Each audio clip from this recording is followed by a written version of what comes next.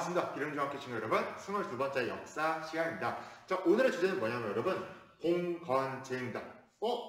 선생님, 저 봉건제 중국사 시간, 그 주나라 시대 때 봉건제 배웠어요. 기억나시죠? 서양 오늘 배울 주제도 봉건제인데, 오늘 좀 배울 때 주의사항 두 가지가 있어요. 우선 첫 번째는 중국에서 했던 봉건제와 어떤 차이가 있을까? 당시 지금 우리가 전 시간에 그 유럽의 프랑크 왕국, 이제 유럽의 중세 시대를 배우고 있는데 그 프랑크 왕국 시기에 봉건제도는 중국의 봉건제도 어떤 차이가 있을까? 그리고 두 번째 주의사항은 오늘 수업과 관련돼서 여러분 혹시 선생님이 얘기해 주고 싶은 게 있는데 혹시 해외 직구를 해본 적이 있나요? 해외에서 물건을 직접 구입하잖아요. 그럼 집 주소를 쓰라고 할 거예요. 근데 여러분 우리나라는 보통 집 주소 어떻게 쓰죠? 그렇죠?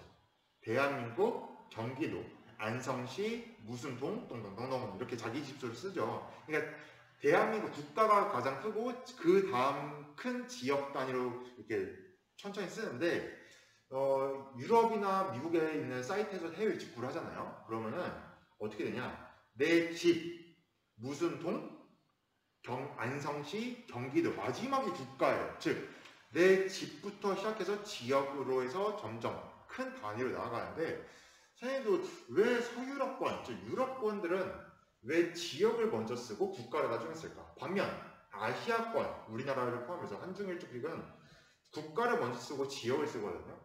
왜 그런 역사적 차이가 났을까? 그 이유를 오늘 봉건제에서 한번 생각해 보도록 하겠습니다. 첫 번째 학습목표 봉건제의 배경부터 한번 살펴보도록 할게요. 참고로 여러분 봉건제 아마 중국사 시간에 주나라 때 있었던 봉건제 다 기억나실 거예요. 당시에 왕이 제후에게 지역을 네가 다스려라 그래서 영토를 넘겨주었다 라고 했는데 왕이 혼자 나라를 다스릴 수 없으니까 지역에 이제 나라의 영토를 이제 제후에게 다스릴 수 있도록 땅을 떼줬다라는 게 봉건제다 라고 했는데 서유럽, 지금 프랑크 왕국에서도 이런 봉건제가 나타났습니다. 중국과 어떤 차이가 있는지는 두 번째 학습목표 때 배워볼 거고요. 이번에는 첫 번째 학습목표 때는 이 봉건제, 왜 왕은 지역, 당시의 지방을 다른 힘이 강한 영주나 제후에게 왜 넘겨줬을까? 그 지역을 네가 다스려라 라고 하고 왜 땅을 떼줬을까? 그 배경부터 한번 살펴보도록 할게요. 자, 때는 바야흐로 9세기였습니다. 우리 지난 시간에 배웠을 거예요. 이 프랑크 왕국에서 서로마 황제의 대관식을 받은 사람. 당시에 영토를 많이 넓히니까 교황이 너 참 훌륭하구나 라고 하면서 이 사람에게 서로마 황제로서 임명을 시켰습니다.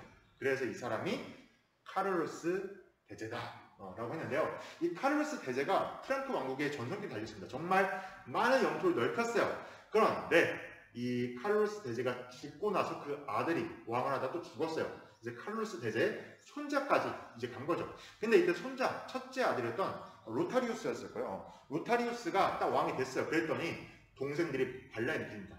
형, 왜 형이 혼자 나라 다 해먹으려고 그래? 우리도 왕의 권리가 있다. 우리도 왕자다. 라고 하면서 반란을 일으켰어요. 그러자 당시에 첫째였던 로타리우스가 동생들에게 야, 우리 싸우지 말고 영토를 나눠 갖자. 라고 합니다. 그래서 9세기에 프랑크 왕국이 분열돼요. 이때 프랑크 왕국이 프랑크 왕국이 분열되거든요. 나라가 쪼개져요. 분열되는데 이때 프랑크 왕국이 동, 중, 서 그래서 프랑크 왕국의 거대한 영토가 동쪽과 서쪽과 중앙 동중서로 나뉘게 되거든요. 지금에 와서 이 서프랑크가 현재 프랑스 지역이 된 거고요. 중프랑크는 이탈리아, 동프랑크는 독일 지역의 기틀이 되었습니다. 그래서 이때 9세기에 프랑크 왕국이 분열됐다는 점. 참고로 여러분 재미난 이야기 하나 해줄게요.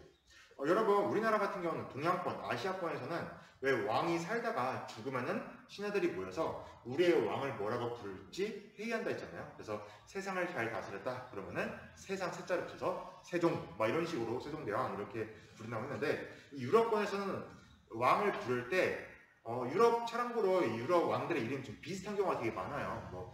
아까 오늘 전 시간에 봤죠. 카를로스 마르테, 카를로스 대제 그냥 되게 비슷한 이름들이 겹치잖아요. 그래서 이들도 혼란을 방지하기 위해서 왕마다 별명을 붙였습니다. 그래서 우리 왕이 대머리다 그러면 대머리 왕 샤를, 우리 왕이 뚱뚱해 그럼 비만왕, 카롤루스 막 이런 식으로 왕의 별명을 붙이는 게 이들의 전통이었습니다. 개인적으로 그런 별명이 붙으면 어땠을까 싶기도 한데 아무튼 서유럽에서는 왕의 별명을 그렇게 불렀습니다. 네, 이렇게 프랑크 왕국이 분열된 상태였다. 그럼 여러분 생각해 봅시다. 나라가 강하고 컸는데 나라가 쪼개졌어요. 그만큼 나라는 어떻게 됐을까요? 그쵸? 나라는 힘이 약해졌겠죠. 이렇게 프랑크 왕국이 분열되고 힘이 약해졌을 때 이들이 쳐들어오기 시작합니다. 바로 누구였냐? 이민족이었어요. 이 프랑크 왕국 밖에 살고 있던 다른 민족이 쳐들어왔는데 이때 쳐들어왔던 민족이 바로 그 유명한 바이킹이었습니다. 바이킹 스스로 이제 이 바이킹들은 정말로 엄청 잘 싸웠어요. 물론 이들의 그런 뛰어난 전략과 전술도 있었지만 이 바이킹족의 무시무시함은 어디에서 나오냐? 이 바이킹들은 당시에 여러분 그 어벤져스 봤나요? 어벤져스 왜 토르의 아빠가 오딘이었죠. 그 오딘을 믿어요. 이제 얘네들은 이제 오딘이라는 신을 믿고 막 북유럽 그런 신화들이 많아요. 뭐 토르, 로키, 그 어벤져스에 나오는 토르, 로키, 뭐 그 토르 영화 본 친구는 알겠지만 그게 다 이 바이킹들, 그 노르웨이 쪽 지역, 북유럽 지역의 신화에서 바탕된 영웅들이거든요. 이 바이킹들은 그게 있었어요. 우리는 싸우다가 죽으면 신이 있는 저 오딘이나 토르 같은 사람 신이 있는 발할라 자기들로 말 이제 우리는 그런 천국인데 발할라에 갈 수 있다. 발할라에 가서 매일 우리가 전쟁에 참여해서 우리가 영웅으로 남을 수 있다라고 해서 이들은 죽는 걸 두려워하지 않았습니다. 싸우다가 죽는 걸 오히려 축복으로 여겼어요. 그래서 목숨을 걸고 싸웠습니다. 그러니까 당시에 이 이민족들, 바이킹들이 도끼 들고 프랑크 왕국을 딱 침입한 거예요. 그럼 왜 침입했냐? 이들은 덴마크, 지금의 이제 북유럽, 덴마크라든지 노르웨이 또는 그 스칸디나브 반도 지역에 있는 스웨덴 뭐 이런 국가에 사는 사람들이 이 바이킹, 노르만족이거든요. 이 노르만족들은 당시에 영토가 매우 척박했습니다. 북유럽 매우 춥잖아요. 그러니까 농사가 잘 안 돼요. 그러니까 이들이 먹을 걸 위해서 프랑크 왕국, 따뜻한 영국이라든지 따뜻한 프랑크 왕국을 침입합니다. 그러면서 여기 딱 침입해서 당시에 마을 사람들을 죽이거나 포로로 데려가거나 노예로 끌고 가거나 또는 거기에는 식량과 막 금은 이런 거를 싹 쓸이해 갑니다. 그게 바로 바이킹들의 침입이었습니다. 9세기 때 프랑크 왕국이 힘이 약해지니까 이때 바이킹들이 엄청 많이 쳐들어왔습니다. 정말 무시무시했어요. 당시 프랑크 왕국에는 굉장한 공포였을 정도로 매우 큰 사건이었습니다. 그래서 죽음도 두려워하지 않는 이민족들 이렇게 막 침입해 오니까 당시의 지역 사람들은 난리가 납니다. 멘붕에 빠져요. 지금 국가 프랑크 왕국은 분열돼서 우리를 지켜주잖아요. 막 이민족들, 막 바이킹들이 쳐들어왔는데 막 군대가 안 와요. 국가에서 이걸 지켜줄 군인들을 보내야 되는데 국가가 약해진 상태니까 뭐 군인들이 안 와. 그러니까 어떻게 됐냐?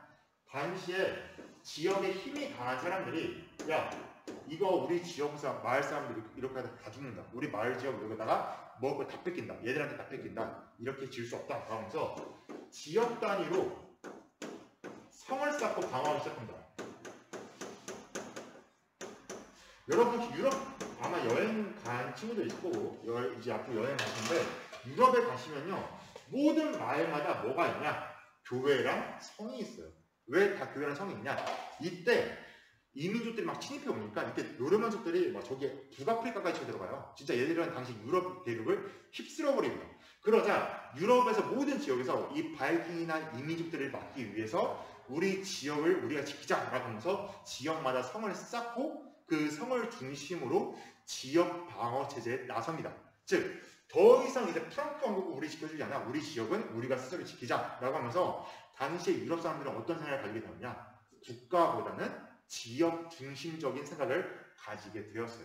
즉 전쟁이 났는데 국가가 군인을 파견한 게 아니라 안성시 사람들이 그냥 스스로 안성을 지키는 거예요. 그러니까 당시에 이 유럽 사람들은 우리는 대한민국 사람이야, 대한민국 국민이야 라는 생각보다는 우리는 안성시 사람이야. 우리 지역은 우리가 지키자. 우리 이민족으로부터 우리 지역은 우리가 지키자. 약간 이러한 지역 단위의 색이 진해졌습니다. 그러면서 지역 중심적인 색깔이 강해지면서 지금도 우편투수를 쓸 때는 지역 먼저 쓰고 국가는 그 뒤에 쓰는 이러한 관습과 전통이 남지 않았을까 생각이 듭니다.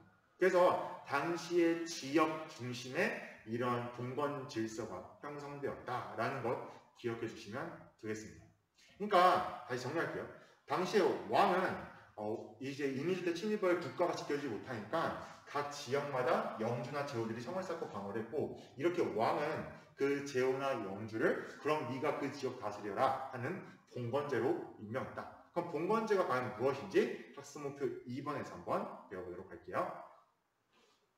네, 두 번째 학습목표 봉건제입니다. 자, 참고로 지금부터 선생님 좀 어려울 수 있어요. 그래서 여러분이 지금부터 집중을 진짜 잘 해주셔야 돼요. 집중 잘 해주시고 한번 잘 들어보시면서 아, 저렇게 유럽은 봉건제가 운영됐구나 라고 생각하시면 되는데요. 봉건제 다시 한번 설명해 줄게요. 봉건제란 봉건, 즉 국가의 왕이 지역을 다스리는 사람을 영주 또는 제후라고 부르는데요. 이러한 영주와 제후에게 봉건합니다. 봉건이라는 뜻은 그 지역을 봉한다. 그 지역의 영주 너를 봉건, 즉 임명하고 세운다는 뜻이에요. 봉건한다는 게 임명한다라는 뜻인데요. 안성 지역의 영주를 너를 봉건한다, 즉 너를 임명한다라고 보시면 됩니다. 그럼 왜 왕은 당시에 다른 지역을 자기가 다 다스리는 게 아니라 왜 지역의 영주에게 땅을 나눠주게 되었을까? 그건 지역 단위로 이제 방어체제가 형성된 건데, 그러면서 어떻게 이 국가를 운영해 나가는지 한번 보도록 할게요. 지금부터 선생님이 아마 봉건제가 어떤 것인지, 어떻게 유럽은 국가의 운영해 나가는지 한번 볼 텐데요. 이 봉건제, 당시에 국왕은 지방의 유력한 세력에게 영토를 나눠주고 그 영토를 다스리게 했잖아요. 그래서 한번 보도록 하겠습니다. 자, 봉건제 구조들 한번 그려볼게요. 자, 당시에 프랑크 왕국이 프랑크 왕국이 분열하고 나서 각 지역을 다스리는 왕들이 나타나게 되었어요. 이제 어떻게 보면 유럽은 프랑크 왕국이 아니라 뭐 중동서, 아까 세 개로 분열됐잖아요. 그거 의외에도 영국 같은 경우에도 각 지역마다 왕들이 다스리는 국가가 이게 탄생하기 시작합니다. 국가들이 여러 개 탄생했는데 그 왕들이 모든 자기 영토를 다스릴 수가 없는 거예요. 그리고 모든 영토를 자기가 다 지킬 수도 없죠. 그래서 지역에 힘이 강한 사람에게 내가 너를 영주로 임명할게. 그 지역을 네가 다스려라 라고 임명을 합니다.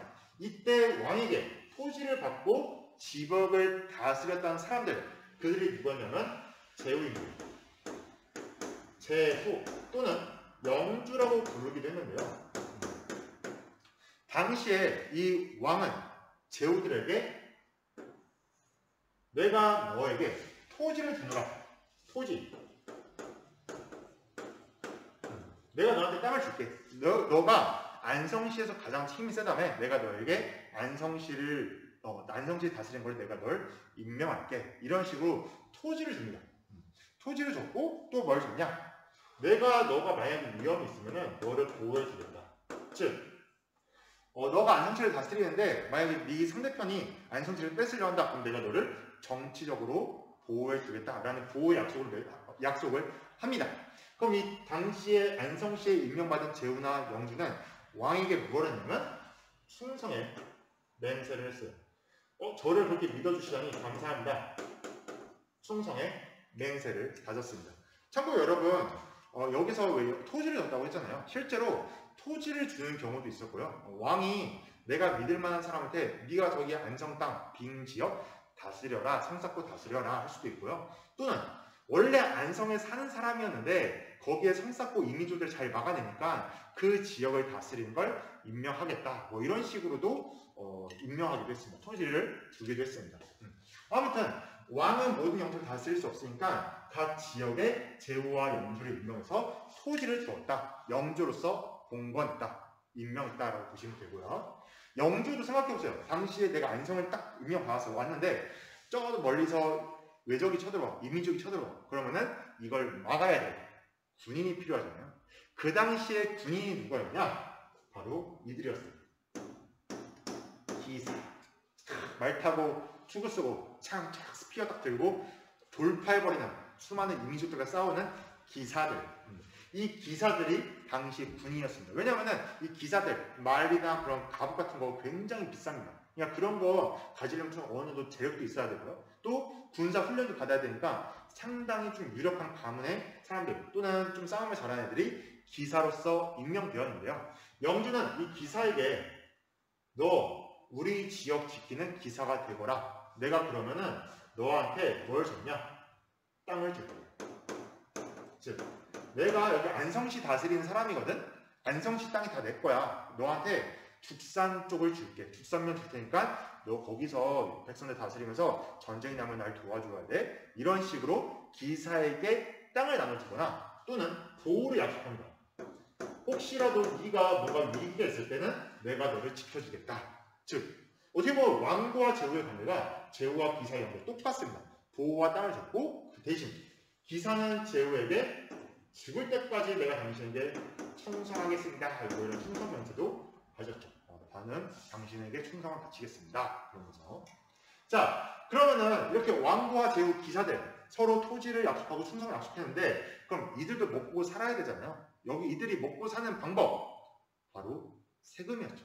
그럼 그 당시에 세금 낸 사람들이 누구였냐? 바로 이들이었어요. 중세시대 때 마을마다 이제 당시 백성들, 우리는 보통 백성이라는 표현을 쓰는데 이들은 농노라는 표현을 썼습니다. 농노. 농사짓는 뭐 농민들 뭐 이런 뜻을 가지고 있다고 보시면 되는데요. 조금 좀 차이가 있어요. 평범한 농민하고는 좀 차이가 있습니다. 어떤 차이가 있는지는 한번 살펴볼 건데 이 당시에 지역에 사는 사람들을 농노라 불렀습니다. 당연히 이 기사들이나 제후들은 그러겠죠. 농노들한테 여러분이 편안하게 농사 지을 수 있고 이민족이 쳐들어오면은 여러분 가족들 죽이거나 여러분의 재산을 뺏어가잖아요. 우리가 당신들을 보호하겠습니다. 이 농노들을 보호해주겠다고 약속합니다. 대신 조건이 있어요. 우리 성, 내가 지은 성에서 보호를 받으려면 나한테 세금을 바치세요. 나한테 세금을 바치면 내가 보호해줄게요. 또는 내가 필요할 때 만약에 이번에 성을 쌓았는데 좀 성을 보수할 때가 필요해. 성을 좀 고쳐야 돼. 그러면은 나한테 나한테 와서 좀 일 좀 하세요. 그래서 세금과 노동을 거뒀습니다. 자, 한번 볼게요. 왕은 제후에게 땅과 보호를 약속하고 제후는 왕에게 충성을 했다. 똑같이 기사도 영주가 땅을 주면서 나를 위해서 일을 해라. 기사도 그럼 충성하겠습니다. 약속한 거예요. 이렇게 제후와 땅을 받은 제후와 기사는 백성들에게 보호를 해준다고 약속을 하고 대신에 세금과 노동을 거두었습니다. 만약에 농노가 나 싫어, 나 너의 보호 필요 없어 하고 산에 딱 간다. 그럼 그 농노는 스스로 지켜야만 했었어요. 근데 그 당시에 이민족이 워낙 많이 쳐들어오니까 당시에 백성들이 살려면은 영주나 기사가 지은 성 안으로 들어가서 또는 그 성 인근에 살면서 영주와 기사의 보호를 받을 수밖에 없었다. 그래서 당시에 이러한 수직관계의 주종 질서가 탄생하게 되었습니다. 자, 그럼 이쪽 공간 비어있잖아요. 선생님, 이건 왜 비워놓으셨죠? 라고 할 텐데, 잘 들으세요. 이 중세 유럽은 지금의 관념과는 엄청 많이 다릅니다. 지금은, 그냥 나는 지금 대한민국의 국민, 뭐 이런 식인데, 당시의 유럽은 모든 사람들이 다 이 종교를 믿고 있었어요.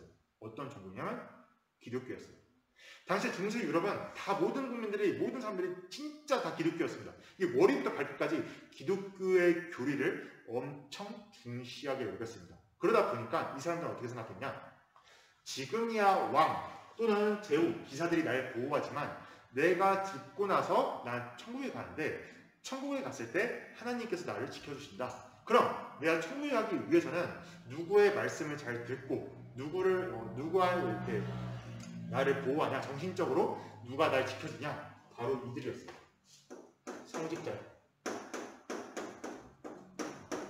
선생님이 수업 앞에 아마 얘기했을 거예요. 유럽 한번 가보시라고. 가보면은 성은 무조건 있어요. 마을마다 지역마다 성이 다 있습니다. 성이 있고 무조건 성과 함께 교회가 있습니다. 당시에 유럽은 정말 종교적인 색채가 강한 시대였어요. 중세 유럽은 머리부터 발끝까지 다 종교밖에 없어집니다. 하나님. 진짜 모든 건 다 무조건 하나님 중심 이러는데 당시의 농노들은 당시의 성직자에게 이런 정신적인 세계의 보호를 받고 있었습니다. 그러니까 당시의 왕도 성직자를 함부로 할 수 없었어요. 그래서 왕은 어떻게 했냐? 각 지역마다 성직자들한테 땅을 나눠줬습니다. 야, 내가 너 교회를 만들 수 있는 땅을 줄게. 또는 네가 그 교회를 중심으로 그 지역의 백성들, 농노들을 예배를 할 수 있는 그런 권리를 줄게. 토지와 또 보호를 약속합니다. 이민족이 쳐들어오면 내가 너를 보호해줄게. 이런 식으로 토지와 보호를 해줍니다. 성직자들을. 그 성직자들은 왕에게 뭘 하냐? 제가 당신에게 충성을 하겠습니다. 참고로 여러분 성당 다니는 친구들은 알 거예요. 그래서 뭐 교구라는 게 있죠. 우리 이 성당의 교구는 여기입니다. 이 지역 사람들을 이 신부님께서 이제 설교하시고 또 예배하시고 좀 도와주시는데, 이런 식으로 각 지역마다 성직자들이 왕에게 임명받은 성직자, 당신을 안성시의 신부님으로 주균으로 임명하겠습니다. 그 지역의 종교적인 일을 당신이 관리하세요. 이런 식으로 약간 정치와 종교가 분리됐던 시기가 이 시기였습니다. 그리고 이 성직자들은 한편으로 왕의 말도 듣지만 이 왕보다도 성직자한테는 더 중시하는 인물이 있었어요. 바로 기독교의 수장, 기독교의 대표, 가톨릭의 대표, 로마 교황이었죠. 어떻게 보면은 이 성직자는 로마 교황과 왕에게 토지와 보호를 약속받고 있었다. 중세 유럽은 이렇게 보시면 돼요. 정치적인 지배자는 왕이고 영주고 기사지만 종교적, 정신적인 지배자는 교황과 성직자들이 이 농노들을 다스리고 있었다. 그래서 이 성직자들은 당시의 농노에게 우리가 너희를 보호합니다. 종교적으로 너희를 보호해주겠다. 그럼 농노들은 이 성직자에게 세금, 일정량의 헌금을 갖다 바쳐야 되고요. 또는 교회가 필요하다면 노동력도 갖다 바쳐야만 했습니다.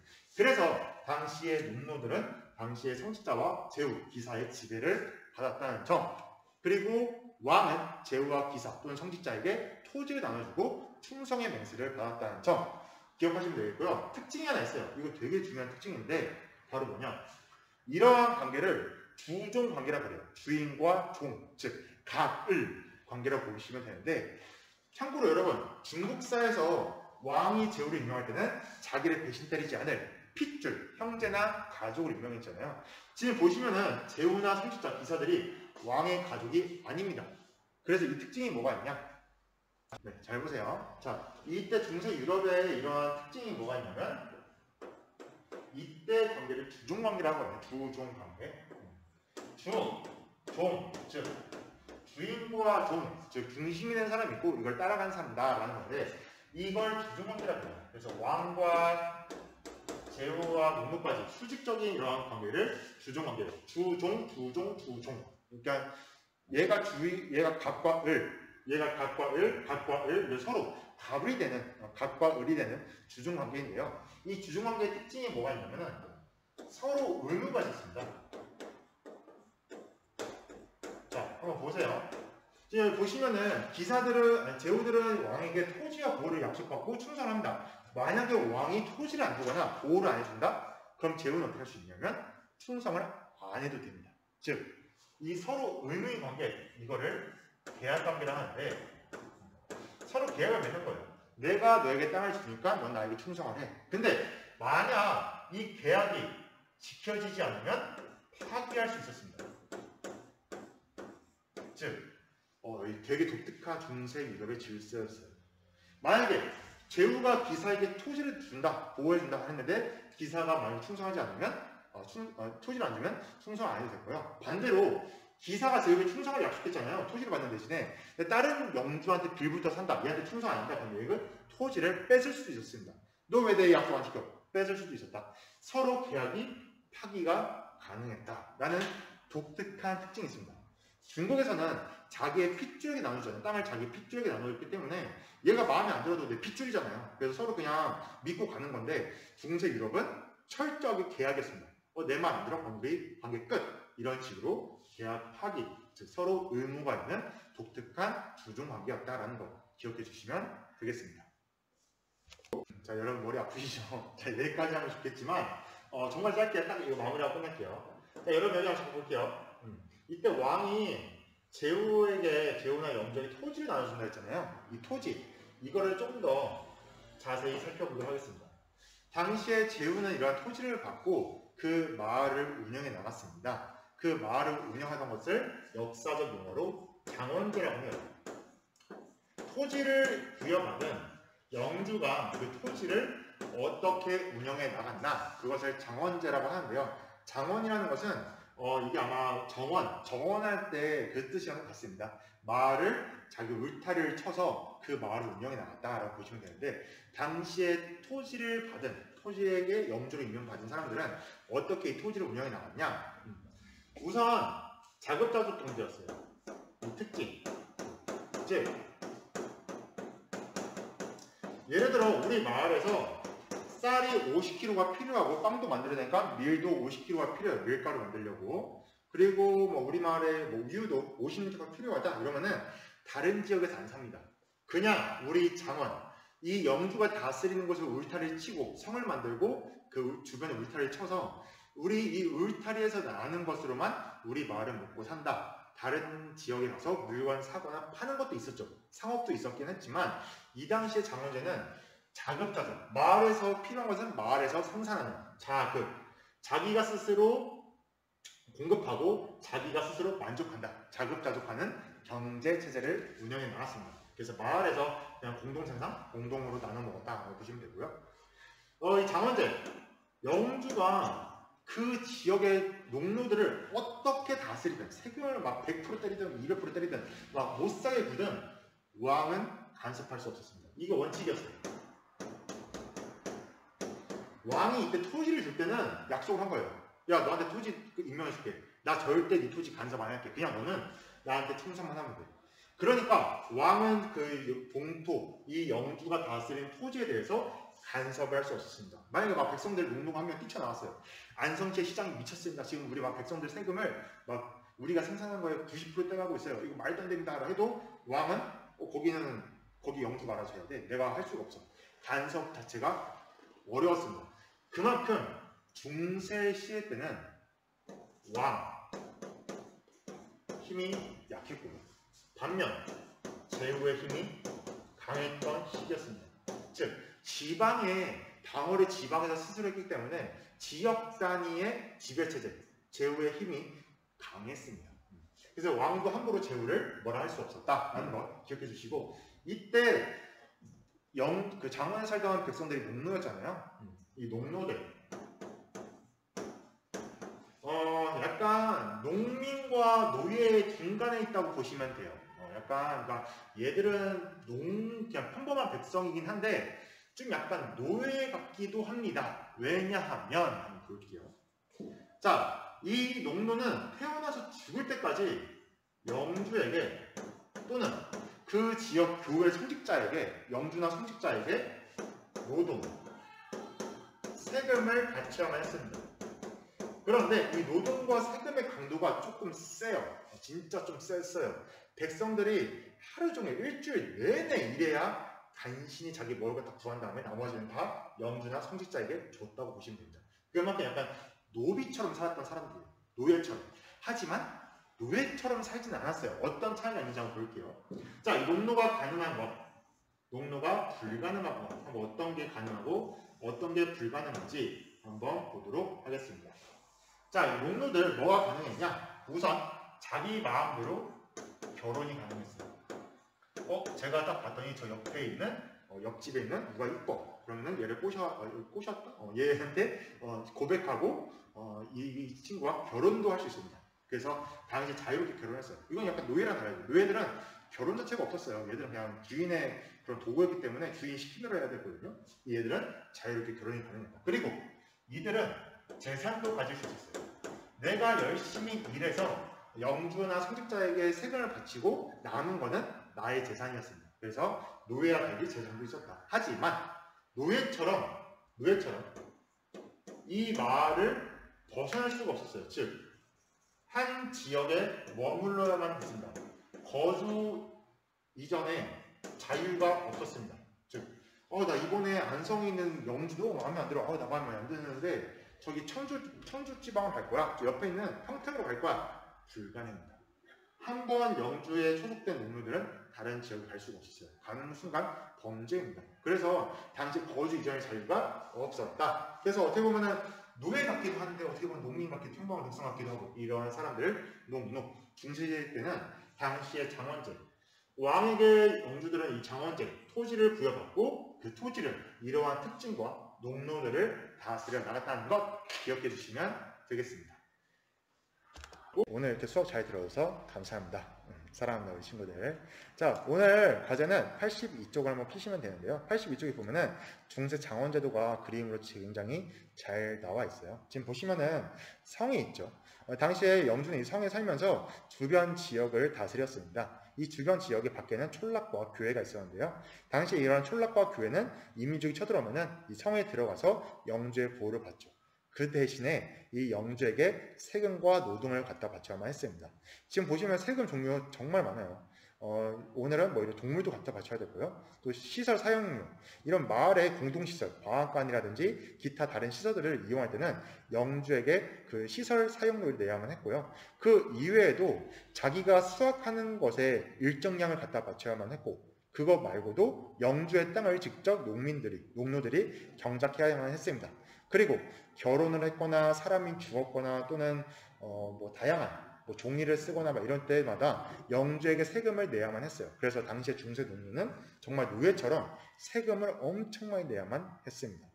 하지만 반대로 이러한 자유도 있었어요. 지금 보시면은 힘들어 죽겠다. 뭐 결혼할 때도 영주 허락이 있어야 되고, 뭐 교회 가서도 혼인성사 이렇게 교회나 영주의 관리를 받아야 된다, 힘들다라고 하시고, 세금과 노동이 힘들어서 바친다, 힘들다라고 하는데, 대신에 집도, 즉 사유재산도 만들 수 있었고요. 돈이 있으면은 그냥 자기 집 짓고 자기 가족과 함께 사유재산을 누릴 수 있었다. 그리고 이들은 이렇게 살아야만, 영주와 신부님의 말을 들어야만 천국에 간다고 믿었어요. 그래서 당시 중세 농노들은 이러한 삶을 살았는데요. 오늘의 과제는 이 중세 농노가 되어서 역사 일기 쓰기입니다. 그래서 한번 여러분이 내가 중세 농노의 입장이 되어서 역사 일기까지, 오늘 과제까지 잘 해주시고요. 오늘 수업 좀 어려웠는데 언제든지 궁금한 거는 물어보시면 되겠습니다. 자, 오늘도 정말 수고 많았습니다. 여러분 수고하셨습니다.